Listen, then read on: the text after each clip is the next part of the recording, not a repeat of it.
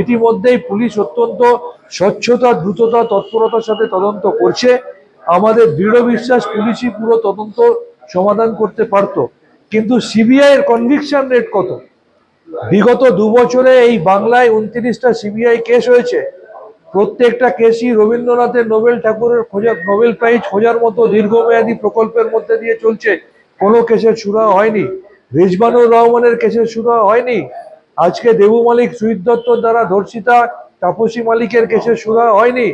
নন্দীগ্রামের গণহত্যার কেসের সুরা হয়নি। তার সাথে সাথে সিবিআই যে নিরপেক্ষ নয় সেটা আমরা জানি। বিজেপির কেউ যুক্ত থাকলে সিবিআই তাদের কেশাগ্র স্পর্শ করে না, বা তদন্ত চলাকালীন কেউ বিজেপিতে চলে গেলে তাদের বিরুদ্ধে তদন্ত বন্ধ হয়ে যায়। বিভিন্ন ক্ষেত্রে সিবিআই এর অফিসারদের বিরুদ্ধে ঘুষ চাওয়ার অভিযোগও আমরা দেখেছি।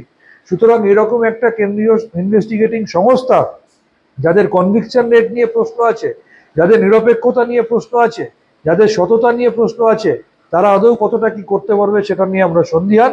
আমরা বিশ্বাস করি আমাদের এই রাজ্য প্রশাসনই এই তদন্ত দ্রুততার সাথে শেষ করে দোষীদের নিশ্চিত করে চিহ্নিত করতে পারত এবং দোষীদের সাজা দিতে পারত।